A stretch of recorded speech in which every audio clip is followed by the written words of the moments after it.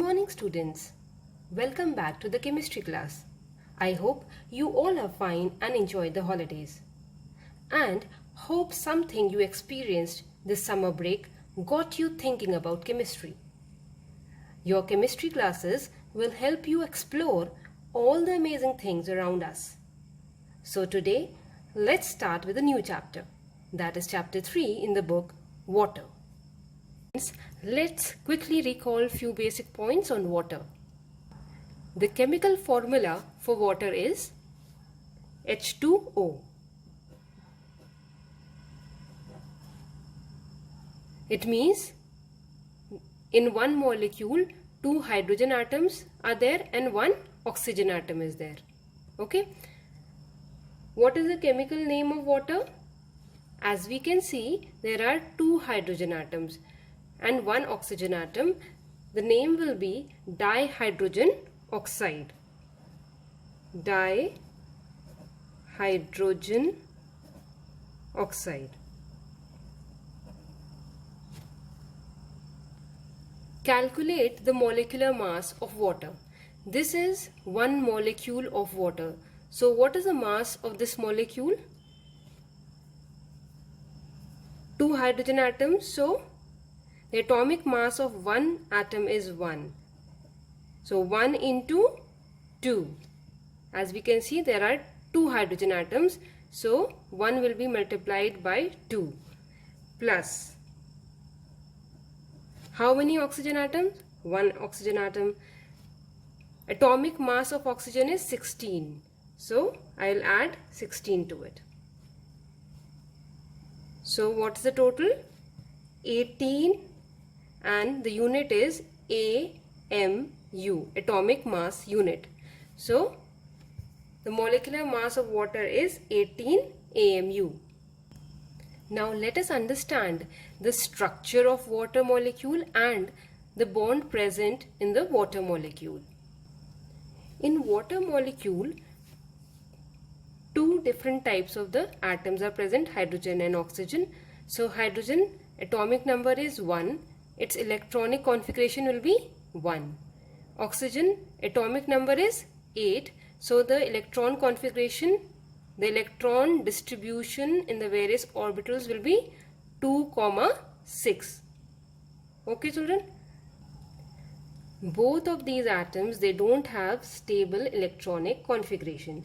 So to attain the stable electronic configuration of the nearest noble gas, hydrogen needs 1 electron more and completes it duplet, and oxygen needs 2 more electrons to complete its octet to make it 2, 8 and become stable. So over here, in case of the water molecule, each of the 2 hydrogen atoms share an electron pair with the oxygen atom, such that hydrogen acquires a duplet configuration, 2 electrons here, and oxygen acquires the octet, 1, 2, 3, 4, 5, 6, 7, 8 electrons in the oxygen, resulting in the formation of the covalent bonds. So this is not the ionic bond, this is the sharing of the electrons taking place. Hence the bond in the water molecule is the covalent bond. So here hydrogen was having only 1 electron of its own. It needs 1 more electron, so it shares the electron of the oxygen and becomes stable by having 2 electrons.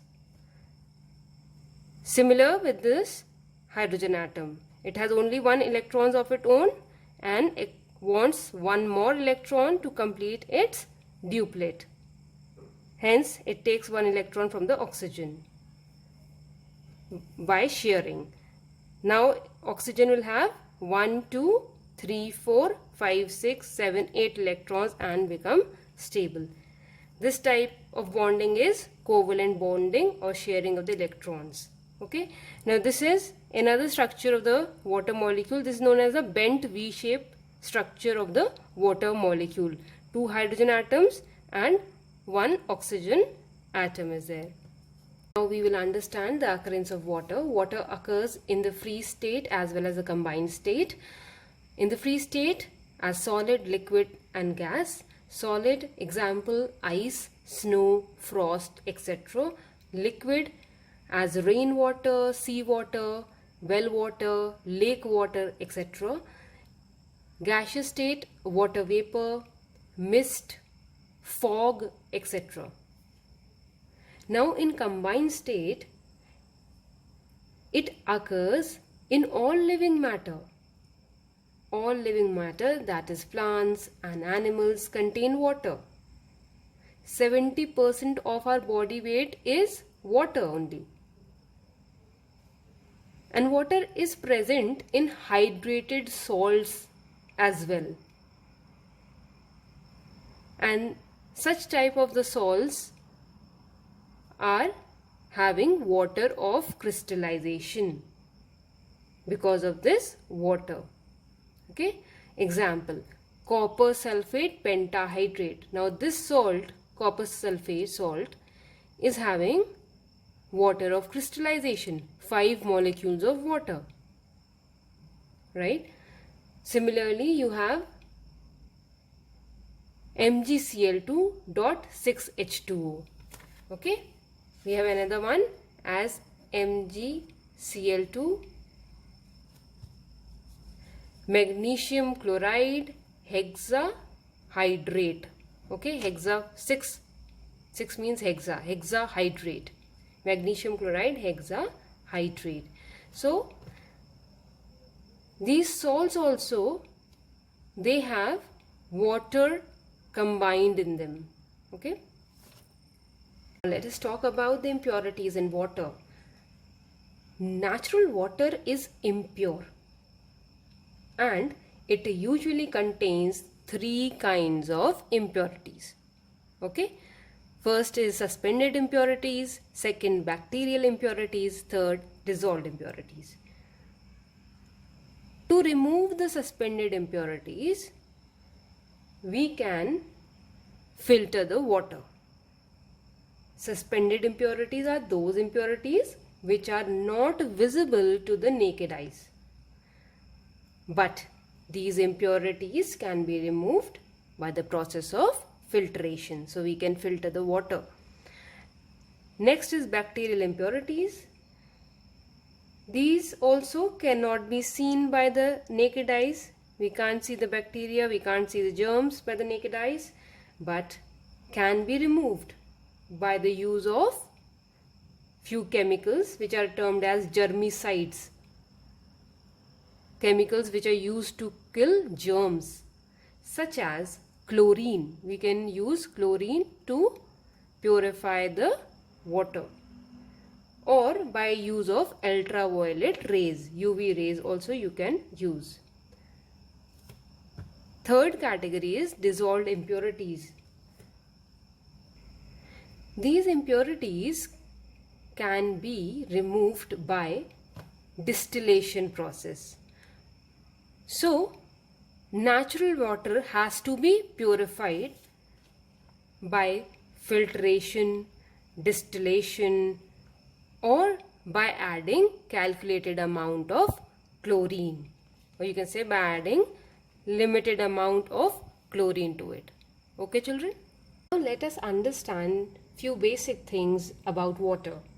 Water is the most common of all substances on earth next to air. It means it is the most important natural resource, and more than 70% of Earth's area is occupied with water.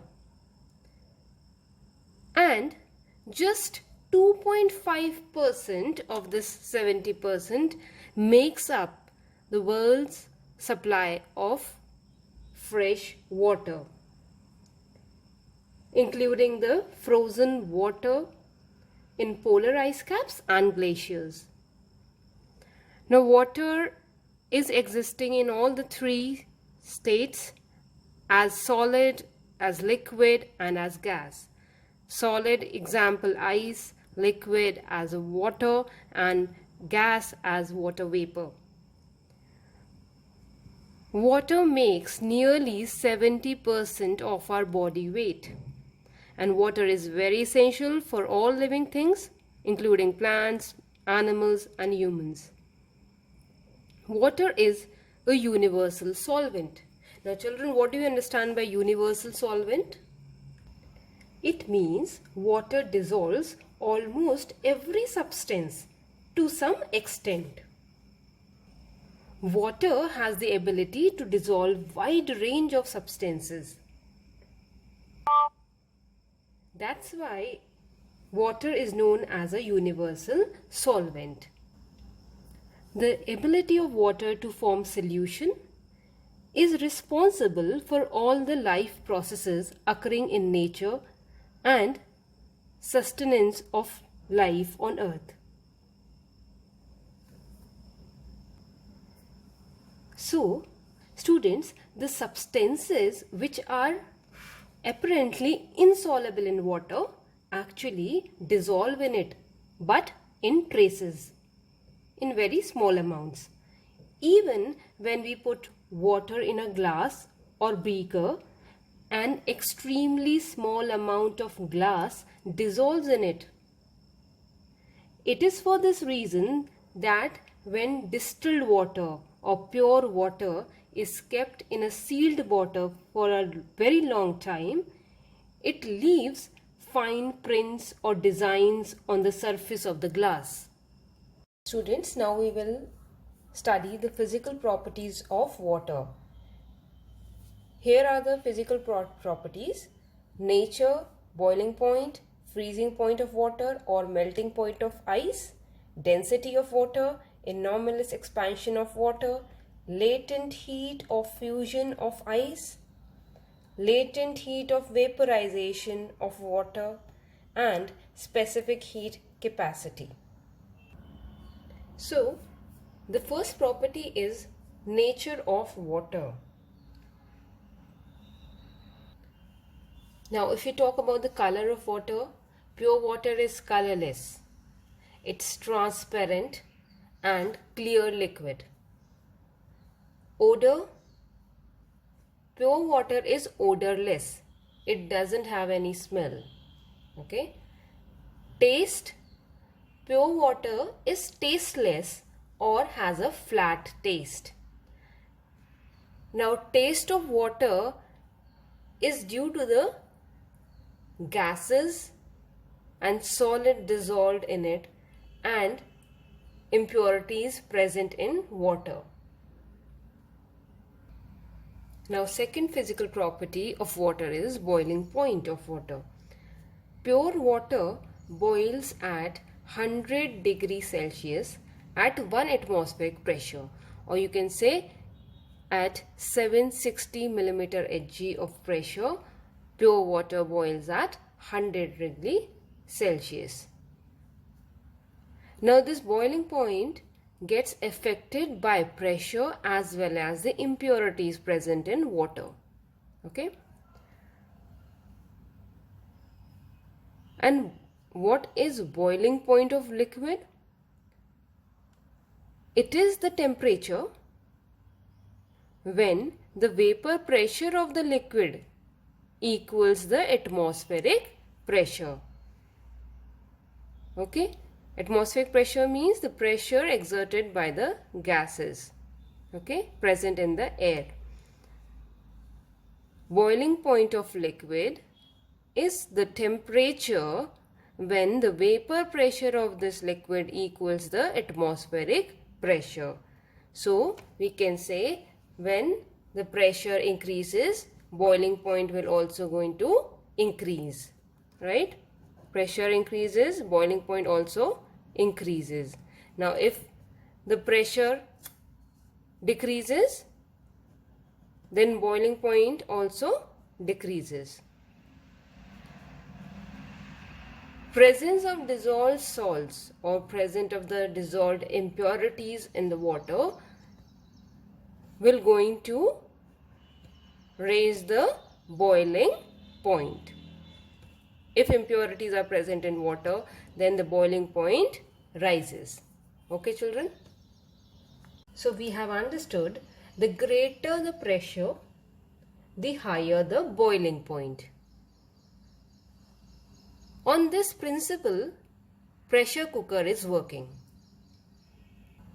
Students, why does food cook faster in a pressure cooker? Let's understand this.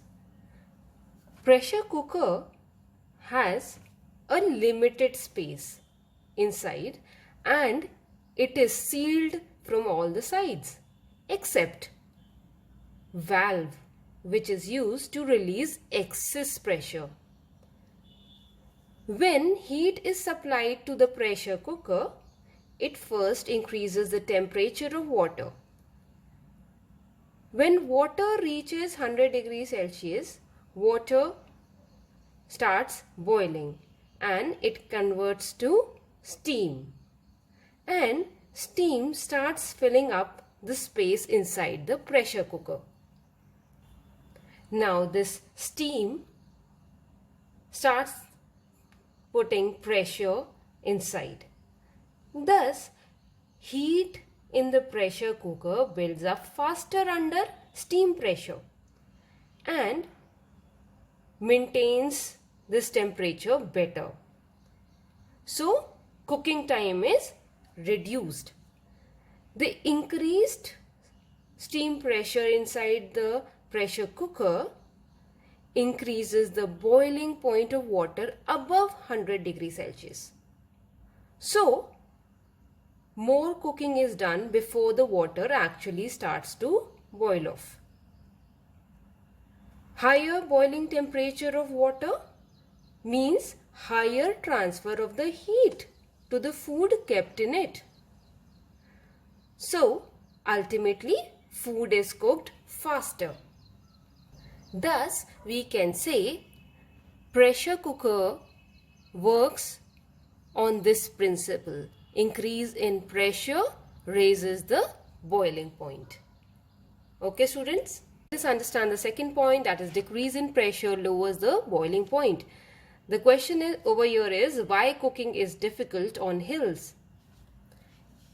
Let's understand. At higher altitudes like mountains, hills, cooking food is difficult. We all know that atmospheric pressure decreases with the height. Hence, higher altitude means lower atmospheric pressure and thus it lowers the boiling point of water as well. The boiling point of water at the top of Mount Everest is 70 degrees Celsius. It's not 100 degrees Celsius. Thus, the food remains uncooked or the food is not cooked properly. Therefore, pressure cookers are useful in the hills. Next point is presence of dissolved salts, or you can say presence of dissolved impurities in water raises the boiling point. At home, we all have noticed that while boiling the cereals in water, little amount of salt is added. Why? Because this salt will going to raise the boiling point of water above 100 degrees Celsius. Hence, cereals will going to take less time and they will easily get softened.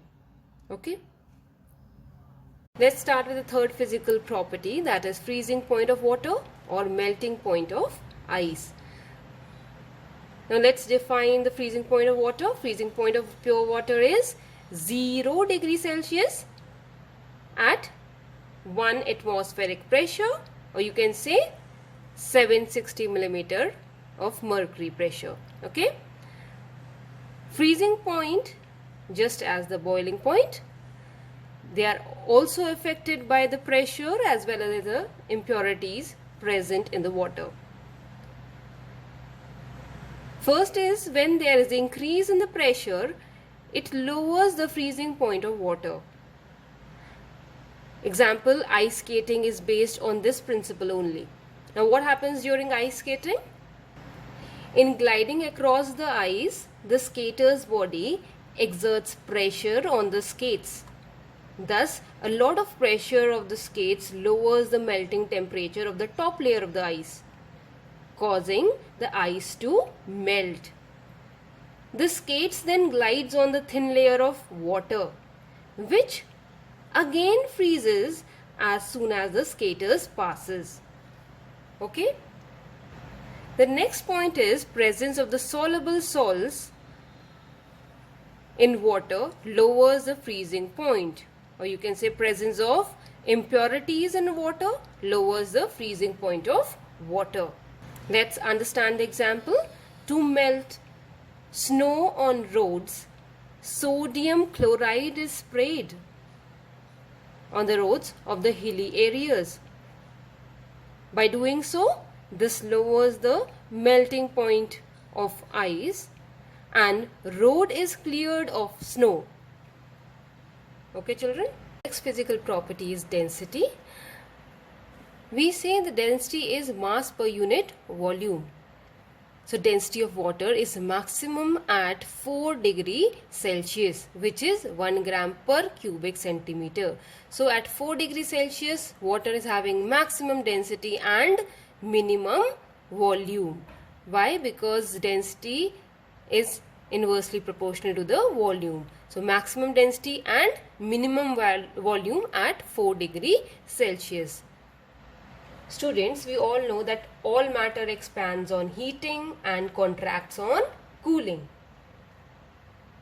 But water shows unusual behavior. Water is showing abnormal behavior. That is, it expands on freezing. That is, 92 volumes of water becomes 100 volume of ice. So when water is converted to ice, volumes changes. Here 92 volumes of water will turn into 100 volume of the ice. Therefore, ice becomes lighter and hence it flows on the surface of the water. Okay, children?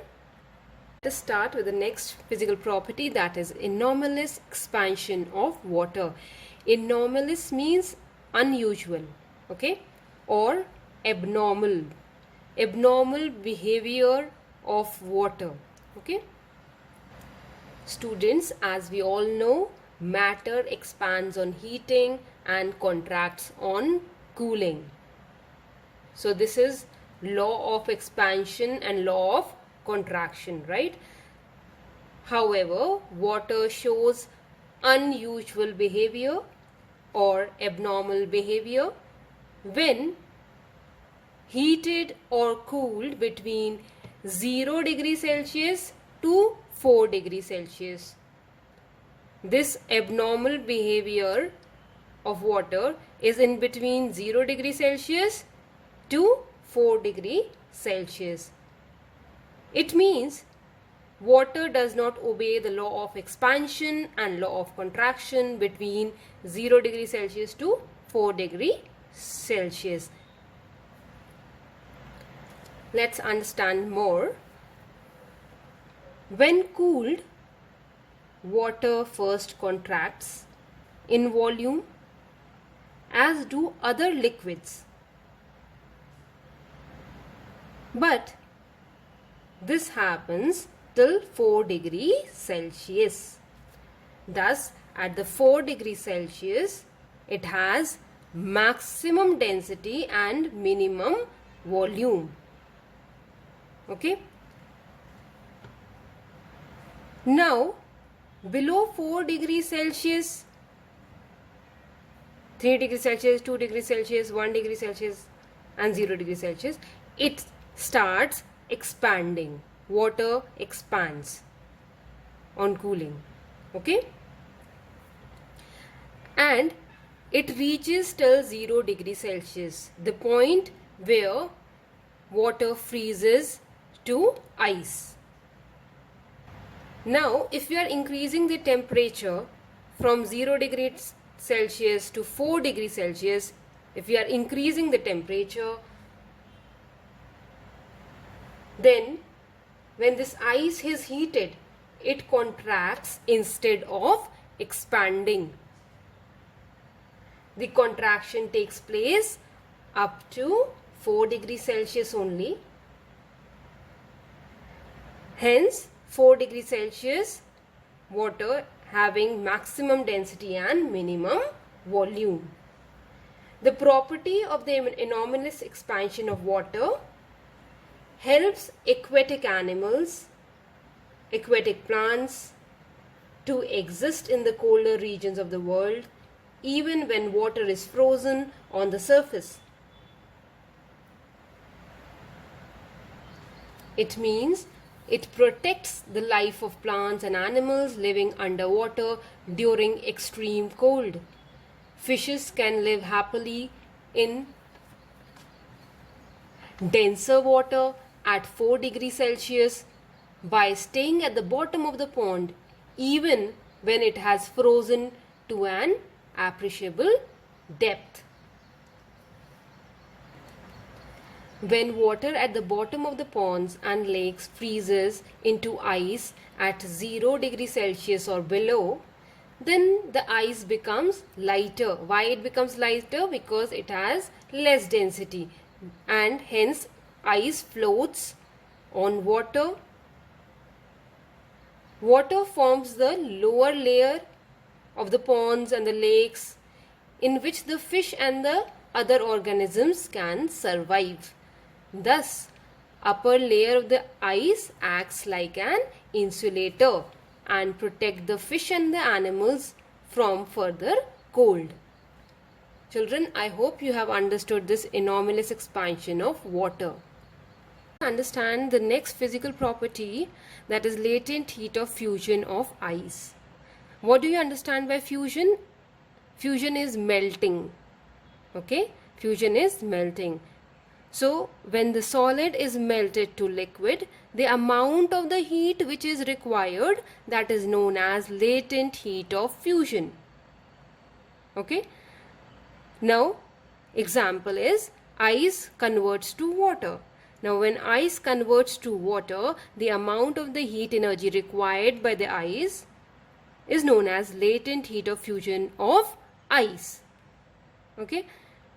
Now, if water is converted back to ice or liquid is converted back to the ice, then this is known as solidification.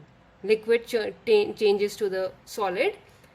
Hence, the amount of the energy which is released, that is known as latent heat of solidification. Okay? Let's define latent heat of fusion of the ice. The latent heat of fusion of ice is the amount of heat required to change a substance from solid state to its liquid state at its melting point without any change in temperature. Okay? So, at 0 degrees Celsius, ice converts to water by absorbing latent heat of fusion. Now, the value of it is 336 joules per grams or 80 calories per grams. 1 gram of the solid will require 336 joules of energy, or you can say 80 calories of heat energy to get converted to liquid. Now, when liquid has to convert back to solid, that is the solidification. The same amount of the heat energy will be released when water changes to the ice at 0 degrees Celsius. That's why, on the account of high specific latent heat of solidification, lakes and rivers do not freeze suddenly, because lakes and rivers, they have huge amount of water in them. That's why they take time for the solidification. Okay? Understand the next physical property, that is latent heat of vaporization. Now when liquid converts to gas, the amount of the energy which is required, that is known as latent heat of vaporization. Example, water converts to water vapor or steam. The amount of the energy which is required by water to change into the vapor form is known as latent heat of vaporization of water. Okay, so specific value of latent heat of vaporization is 2268 joules per grams or 540 calories per gram. Means 1 gram of liquid takes 2268 joules of heat or 540 calories of heat to convert into the gas. Okay. Example, during hot weather, body sweats a lot. Evaporation of the sweat means water droplets changing into vapor form, right? Takes away heat from the body. Thus, it gives a cooling effect to the body.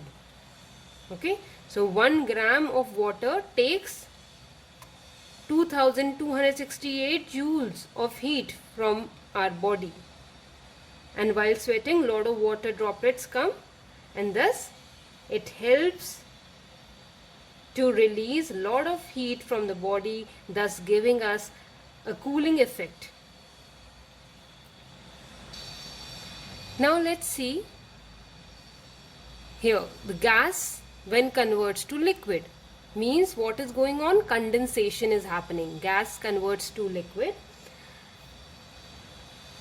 During this process, the same amount of heat is now released from the gas to condense back to water.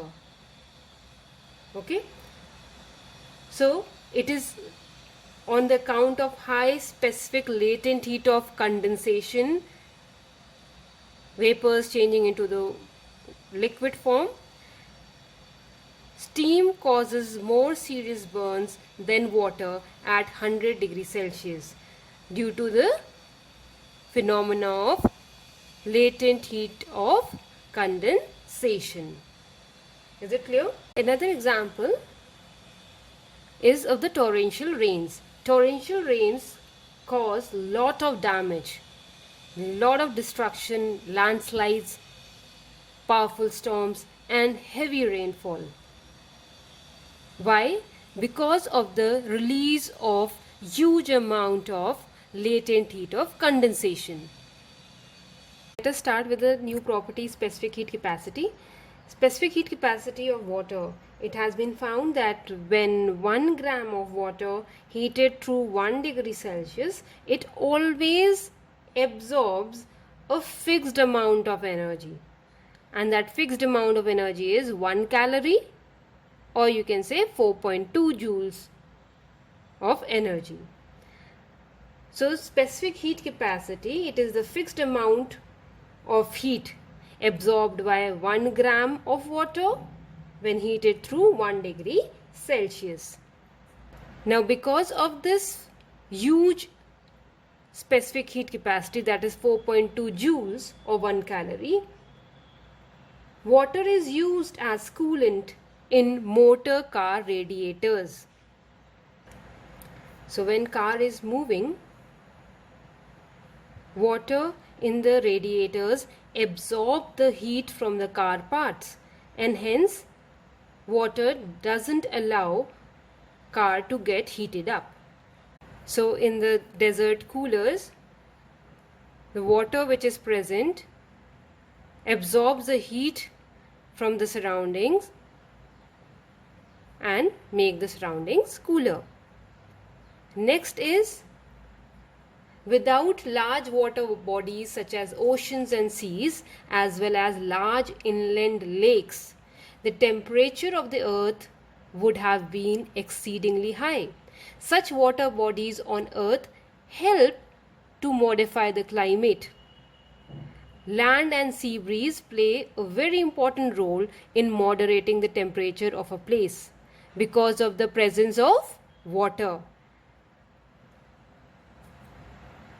Hence, presence of large amount of water is able to modify is able to change the climate of the nearby land areas, making them warmer in winter and cooler in summers.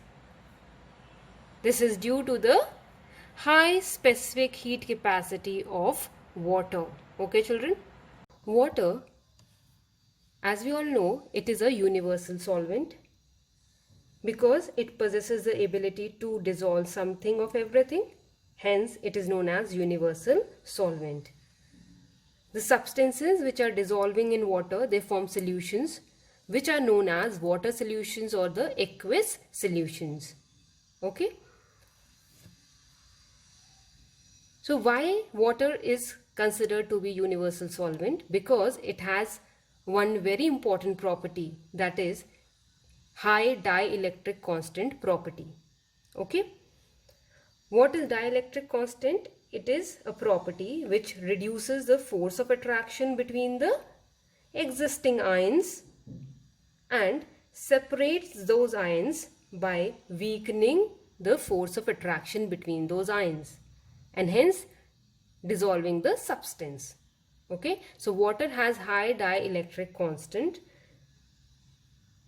hence it reduces the forces of attraction between the positive and the negative ions, and it dissolves even the inorganic compounds which are ionic in nature. Okay, which are consisting of ions. Because of this, not only solids but also gases and other liquids dissolves in water. Hence, it is very difficult to find absolutely pure water in nature because of the high dielectric constant property of water. Students, let us understand this experiment. To show that ordinary tap water contains dissolved solids, or you can say to show that ordinary tap water contains dissolved salts in it. Okay. Now here we have taken watch glass, beaker, burner, okay, and tap water. Now put some tap water on a clean watch glass and place it on a beaker which is containing water. Heat the beaker so that the water starts boiling. When all the water from the watch glass has evaporated, we will going to remove the watch glass and cool it. Now, on cooling this watch glass, what will you going to observe? You will going to observe there are rings, okay, concentric rings of solid matter. Okay, this will be a solid matter on the watch glass in the form of the rings, indicating that water contains dissolved salt. The water has evaporated and it has left only the solid part, which will be seen on the watch glass as the concentric rings. Okay. Hence, we can say tap water, river water, well water, they contain dissolved solids in them. But rainwater and distilled water, they don't contain the dissolved solids. And so, concentric rings are not formed in the case of the distilled water and rainwater. Okay, children? The importance of dissolved solids in water. The dissolved solids can be salts, minerals, and the impurities present in water. Salts and minerals are essential for growth and development of plants and animals. Because of these dissolved salts and minerals, water acquires taste. Because of these minerals, water is needed for drinking purpose, for the growth, for cooking of the food, and to regulate various life processes. Okay, children?